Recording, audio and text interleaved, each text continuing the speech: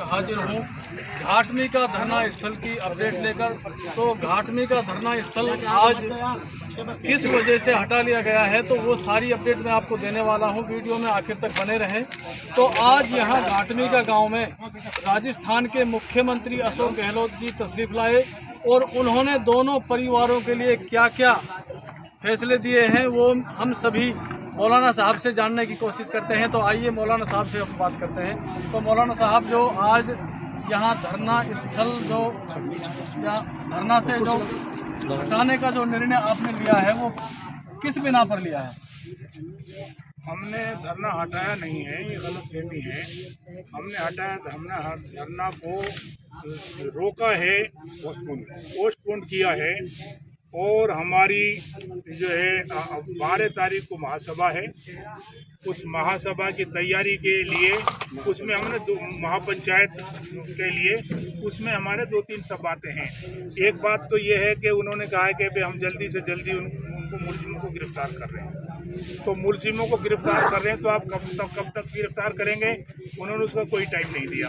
उन्होंने टाइम नहीं दिया तो हमने टाइम दे दिया है कि हम आपको 12 तारीख तक की मोहलत दे रहे हैं। 12 तारीख तक अगर आपने उनको गिरफ्तार कर लिया तो उनमें मोनू मानासर और मोनू मानासर के साथ कभी तो कोई कह देता है कि 8 आदमी हैं, कभी कह देता है कि वो 9 आदमी हैं, कभी कोई कह देता है कि 16 आदमी हैं। उसकी सही तादाद तो जो है छनकर नहीं है, लेकिन ये हम जरूर जानते हैं कि वो 1-2-4 आदमियों का काम तो है नहीं। तो उन्होंने मार पीट करके तो फिरोजपुर थाना में पहुंचाया और फिरोजपुर थाना के लोगों ने इतना बड़ा महापाप किया है कि वो अगर उनको जख्मियों को हॉस्पिटल में पहुंचा देते तो शायद उनकी जान बच सकती और उन मुलजिमों को पकड़ के बिठा लेते तो पुलिस को परेशानी नहीं होती, वो पकड़े जाते। और अगर वो हॉस्पिटल में उनकी जान भी चली जाती तो कम से कम उनकी लाश तो मिल जाती। जो इस्लामी रस्म रिवाज है उनको बड़ी अच्छी तरह से मैयत को नहलाते हैं, उसके खुशबू लगाते हैं, फिर नमाज जनाजा पढ़ाते हैं और नमाज जनाजा पढ़कर फिर उनको दफन करते हैं। ये सारे के सारे काम खत्म हो गए और उनको जिंदों को आग लगा दी। तो ये जो बड़ा जुल्म जो उसने किया है फिरोजपुर की पुलिस ने, हमने जो है आला अधिकारियों से पूछा ये कि आपने उनके लिए क्या सोचा, तो अब उनके पास कोई जवाब तो है नहीं, क्या जवाब दें। तो इसलिए अब हमने ये तय किया है कि हम जो है 12 तारीख तक टाइम हमने दे दिया है कि आप 12 तारीख तक उनको गिरफ्तार करो। अगर आपने गिरफ्तार 12 तारीख को नहीं किया तो फिर हम एक महापंचायत करेंगे और उस महापंचायत में हम क्या फैसला ले सकते हैं वो उस 12 तारीख को ही पता चलेगा। तो आपको अभी तक जो पुलिस ने आश्वासन दिया है और उन परिवार के बच्चों के लिए या फिर परिवार के औरतों के लिए अशोक गहलोत जी ने क्या ऐलान किया है, क्या आश्वासन आपको दिया है, क्या मिलने वाला है, तो कुछ ऐसा भी बताएंगे? देखिए, अशोक गहलोत जी ने जो दिया है वो दे दिया, जो दे दिया। हमें उससे ज्यादा बहस नहीं है। बहस इसलिए नहीं है कि उमर को कुछ नहीं दिया था, लाखों रुपए उमर के पास कौम ने दे दिया। ये अगर सरकार नहीं देवे तो कौम इनको दे देगी। लेकिन असल चीज तो ये है कि ये घटना कैसे रुकेगी। कभी पहलू को मार दिया, कभी रखबर को मार दिया, कभी उमर को मार दिया, कभी गोपालगढ़ में जो है 45 आदमियों को मार दिया, 45 आदमियों को जख्मी कर दिया, उनमें से 10 आदमी शहीद हो गए। हाफिज जुनैद को मार दिया, आसिफ को मार दिया और जो है वारिस को मार दिया।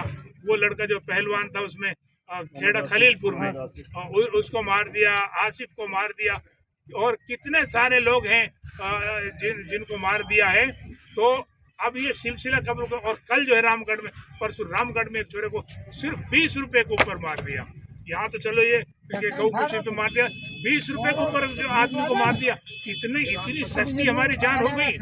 तो इसलिए हमने, जब गहलोत साहब ने कोई टाइम निश्चित नहीं किया, फिरोजपुर की पुलिस ने मुलजिमों को छोड़ दिया और बल्कि उनको, हमारे आदमियों को उनके हवाले छोड़ दिया और उन्होंने जाकर उनको जला दिया।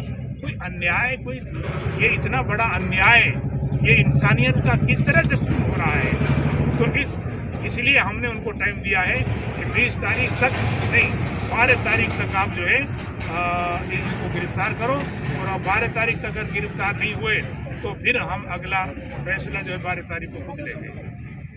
तो जो महापंचायत आप करने जा रहे हैं, उस पंचायत का कोई स्थान आपने तय किया है?